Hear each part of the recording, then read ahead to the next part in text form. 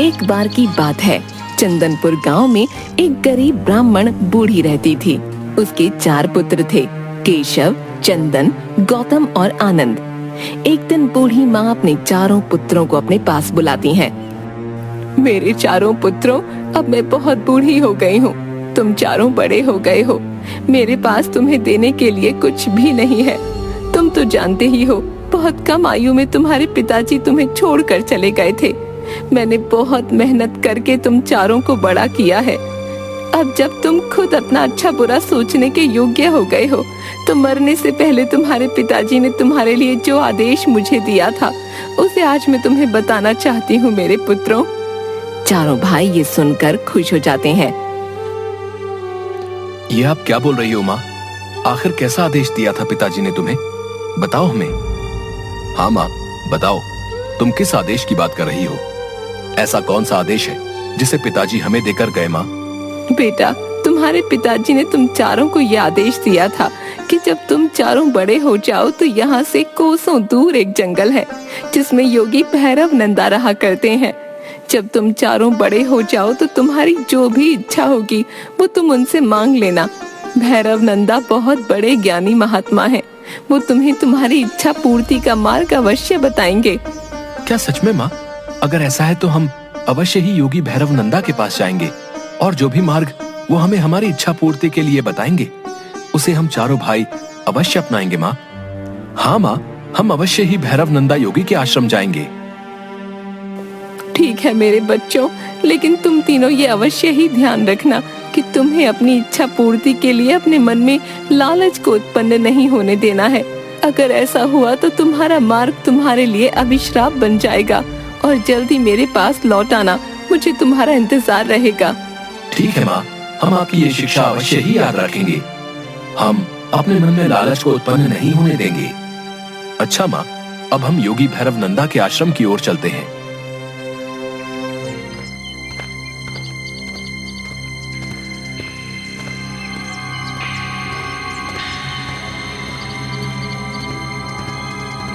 भाइयों, क्या सच में गुरुजी के पास दिव्य शक्तियां हैं या बस सब बातें हवा में ही हैं? आनंद, ऐसी बातें नहीं करते। गुरुजी तपस्वी हैं और वो हमारे पिताजी के भी गुरु थे। हाँ हाँ ठीक है, देखते हैं गुरुजी को भी आज।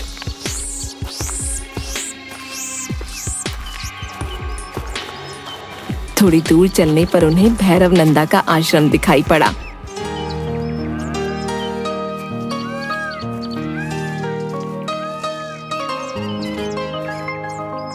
अरे वो देखो, वो रहा योगी भैरव नंदा का आश्रम।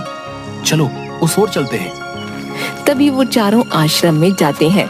वहाँ उन्हें योगी भैरव नंदा ईश्वर के ध्यान में मग्न आश्रम के बाहर बैठे दिखते हैं। प्रणाम गुरुजी, अपनी आंखें खोलिए। हम बहुत दूर से आपसे भेंट करने आए हैं। हमें हमारी माता ने आपके पास भेजा है। आंखें खोलिए गुरुजी।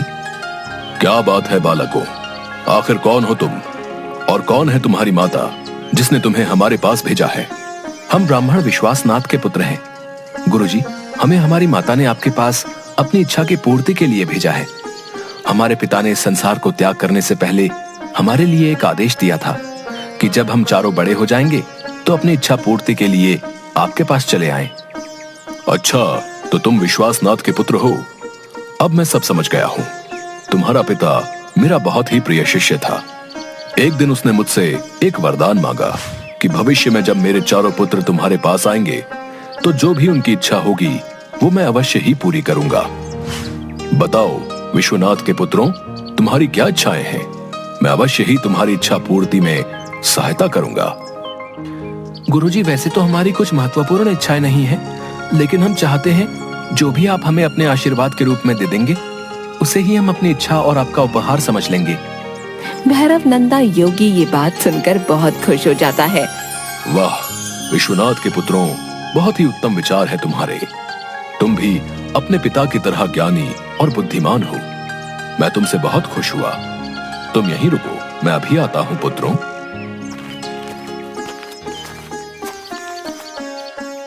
अरे अरे, ये क्या बोल दिया भैया ने? ये योगी भैरव नंदा योगी तो हमें बहुत कुछ दे सकता है, लेकिन लगता है भैया की बुद्धि पर तो पत्थर ही पड़ गए हैं। अब ना जाने ये योगी हमें क्या ही उपहार में देगा, और जो देगा वो हमारे काम का होगा भी या नहीं, भगवान जाने। मुझे मौका मिलता तो मैं इतना धन दौलत मांगता कि 7 पुश्तें आराम से खाती। हाँ। जिसके बाद भैरव नंदा अपने आश्रम की कुटिया में जाता है और 4 जमीन खोदने वाली कुदाल लेकर आता है और चारों को एक एक कुदाल दे देता है। ये देखकर चारों बहुत हैरान हो जाते हैं। गुरुजी, इस कुदाल का भला हम क्या करेंगे? क्या ये हमारे किसी कार्य में उपयोग में लाई जा सकती है गुरुजी? हाँ गुरुजी, भला ये कुदाल हमारे किस काम की? इस कुदाल का भला हम क्या करेंगे? ये कुदाल ही मेरा तुम्हारे लिए उपहार है पुत्रों। इसके द्वारा ही तुम्हें मेरे द्वारा दिए गए उपहार प्राप्त होंगे। तुम आगे जंगल में जाकर जिस भी स्थान में इस कुदाल को जिस भी जमीन पर चलाओगे वहीं तुम्हें तुम्हारा उपहार मिल जाएगा। लेकिन पुत्रों, ये ध्यान रखना, ज्यादा अधिक उपहार की अपेक्षा मत करना, वरना तुम्हारा सर्वनाश हो जाएगा। ठीक है गुरुजी, हम आपकी ये बात अवश्य ही ध्यान में रखेंगे।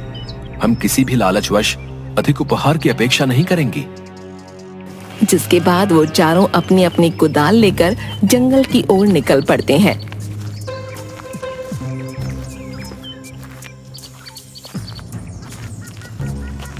मुझे लगता है हमें इस कुदाल से यहीं खोदना शुरू कर देना चाहिए। गुरुजी के दिए उपहार हमें यहीं इसी जमीन के अंदर मिलेंगे। हाँ भैया, आप बिल्कुल सत्य कह रहे हैं। हमें यही गुरुजी की दी कुदाल से खुदाई शुरू कर देनी चाहिए। मेरा मन तो अंदर ही अंदर प्रसन्न हुए जा रहा है उपहार पाने के लिए। चलो चलो जल्दी करो।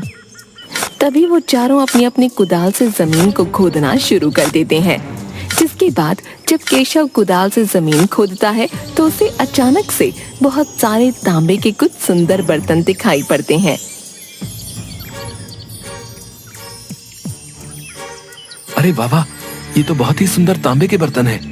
इन्हें तो मैं माँ को जाकर दूंगा। बेचारी मिट्टी के बर्तन में खाना बनाती है, जो कि अब पूरी तरह से टूट चुके हैं। मुझे मेरा उपहार मिल गया है। भाइयों देखो। हाँ केशव भैया, ये तांबे के बर्तन तो कितने सुंदर और चमकदार हैं। वाह वाह वाह वाह, बहुत सुंदर। वाकई तुम्हारा उपहार तो सुंदर है। अरे भला ये भी कोई उपहार हुआ? ये मामूली से तांबे के बर्तन है। तभी गौतम अपनी कुदाल से जमीन खोद ही रहा होता है कि उसे चमकता हुआ एक सोने का हार दिखता है। अरे ये देखिए भैया, देखिए देखिए, मुझे भी अपना उपहार मिल गया है। देखिए ये कितना सुंदर सोने का हार है। हाँ, मैं इसे माँ को दूंगा। माँ कितनी खुश हो जाएगी ना इस सुंदर हार को देखकर। अरे हाँ, ये तो सच में बहुत सुंदर हार है। हाँ, सच में माँ इसे देखकर बहुत खुश होगी। और चंदन अपनी कुदाल से जमीन खोदने लगता है कि तभी उसे एक पोटली दिखती है।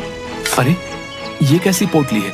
अरे भाइयों देखो देखो, मुझे अपना उपहार मिल गया है। ये देखिए, इस पोटली में कितने सारे सोने चांदी के सिक्के हैं। वाह वाह वाह वाह, इन सिक्कों की मदद से मैं माँ के लिए एक सुंदर सी पक्की ईंट वाली झोपड़ी बनाऊंगा। हाँ, जिसमें बरसात में पानी भी नहीं टपकेगा। हाँ, मुझे मेरा उपहार मिल गया। भगवान तेरा शुक्र है। अरे वाह चंदन, सच में ये तो बहुत सारे सोने चांदी के सिक्के हैं। इसमें जो तुम चाहते हो वो अवश्य ही हो जाएगा। हाँ, अरे इन तीनों को तो इतना कुछ मिल गया। न जाने उस योगी भैरव नंदा ने उपहार में मेरे लिए क्या सोचा होगा। काफी देर से कुदाल से ये जमीन खोद रहा हूँ, अभी तक तो कुछ भी हाथ नहीं लगा है। तभी कुदाल चलाते हुए जमीन के अंदर से बहुत तेज रोशनी आती दिखती है और वो देखता है कि बहुत सारे हीरे चमक रहे हैं। ये देखकर वो हैरान रह जाता है। अरे भाइयों, ये देखो, मुझे भी मेरा उपहार मिल गया है। हाँ हाँ, देखो देखो, ये हीरे कितने चमकदार हैं। अरे वाह आनंद, सच में तुम्हारा उपहार तो हम तीनों में से सबसे उत्तम है और अनमोल है। माँ ये सब उपहार देखकर बहुत खुश हो जाएगी। हाँ, अच्छा चलो, अब हमें घर चलना चाहिए। अरे नहीं नहीं भैया, मुझे अपनी इस कुदाल से जमीन खोदनी चाहिए। क्या पता इन हीरो से भी अधिक अनमोल वस्तु मुझे मिल जाए। नहीं नहीं, इन हीरो से मेरा क्या होगा, ये तो बहुत ही कम है।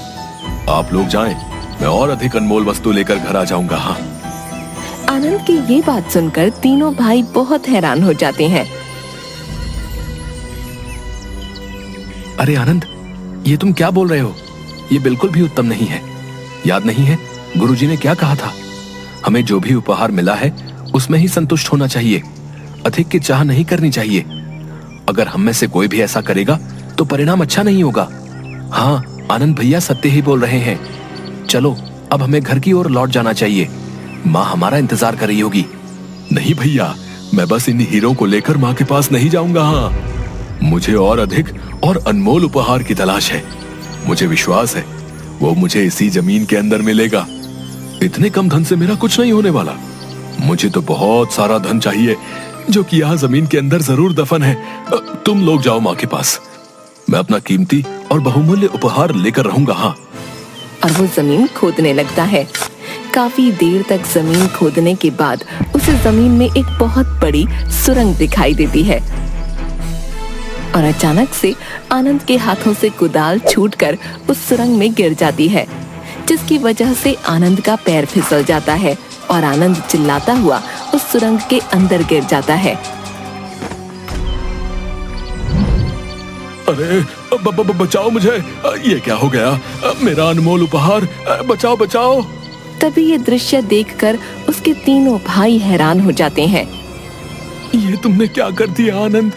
अपने लालच के कारणवश तुम अपनी ही बनाई सुरंग में गिर गए। इसीलिए ही भैरव नंदा गुरुजी ने ये कहा था कि तुम्हारा लालच ही तुम्हारे सर्वनाश की ओर ले जाएगा।